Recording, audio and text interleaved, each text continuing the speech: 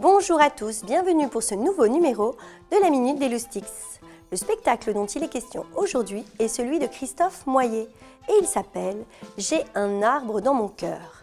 Alors, installez-vous bien, ouvrez grand les yeux et les oreilles, je vais tout vous dire. Dans ce spectacle, Christophe Moyer a réuni tous les ingrédients que vous aimez. Une pincée de rire, 2 petits effets de surprise, quelques loups et cochons et un soupçon de prince et princesse. Mais ce beau spectacle, c'est surtout l'histoire des obliques.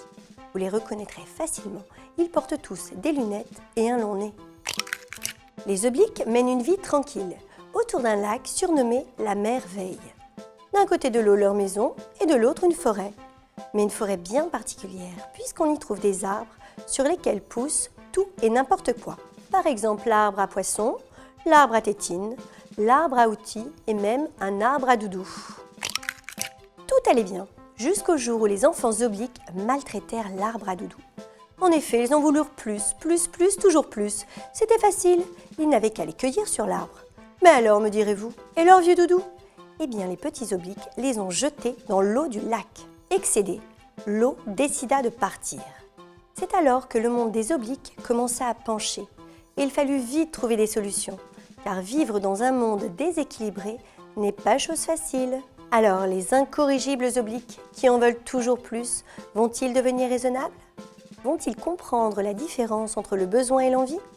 Pour le savoir, je vous donne rendez-vous au Phénix du 2 au 6 décembre pour J'ai un arbre dans mon cœur. À très bientôt! Passons maintenant à la deuxième partie de cette Minute des Loustics. Je vais m'adresser aux adultes qui vous accompagnent pour quelques pistes pédagogiques. Avant de venir au Phénix, sachez que J'ai un arbre dans mon cœur s'adresse à des enfants de 3 à 7 ans. Il paraît donc judicieux de préparer ce jeune public à devenir spectateur au théâtre. Le lieu, les codes, l'ambiance d'un spectacle vivant sont vraiment spécifiques. Aussi, je vous invite à consulter le livret des colporteurs de culture disponible sur le site du Phénix. D'autre part, vous pouvez également dévoiler quelques éléments clés du spectacle pour mettre en appétit vos élèves, sans pour autant leur en dévoiler toute l'histoire. Vous pouvez évoquer la merveille ou encore les fameux arbres à tout, à tétine, à doudou, leur demander d'en imaginer d'autres. Vous pouvez également lire l'album L'arbre à goûter pour introduire ce thème. Sachez également que le spectacle Oblique pour le cycle 3 a eu lieu en février 2015.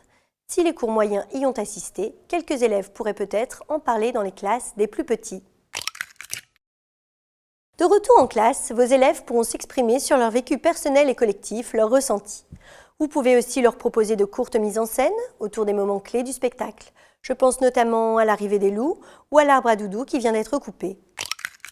J'ai un arbre dans mon cœur fait également référence aux contes traditionnels, dont certaines représentations ont été déconstruites par Christophe Moyer. Dans vos classes, vous pouvez relire certains passages qui font écho au spectacle et demander ensuite à vos élèves quelles sont les ruptures observées avec le conte traditionnel. D'autre part, une des thématiques abordées est le rapport à l'autre et à l'eau. Dans ce cadre, il peut être intéressant de manipuler, d'expérimenter autour des besoins des végétaux et ainsi faire le lien avec les arbres et l'eau du lac du spectacle. En art visuel, avec les plus jeunes, pourquoi ne pas proposer des loupes, des filtres de couleurs, afin de voir la classe ou l'école autrement, comme le font les obliques dans leur monde penché. On peut s'intéresser également à la représentation du mouvement dans l'art, l'équilibre et le déséquilibre. Les élèves peuvent dessiner, photomonter, coller, installer pour figurer le déséquilibre ou encore réaliser des installations penchées, faire des mobiles, comme ceux de Calder par exemple. D'autres thématiques sont également exploitables.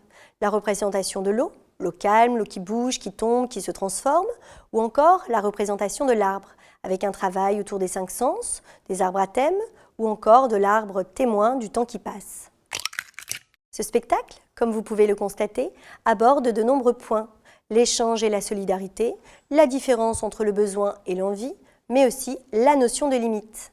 C'est également un subtil mélange entre les langages des dessins à la craie animés, des objets manipulés et du jeu des comédiens. Cela rend ce spectacle accessible et facilement exploitable avec les enfants.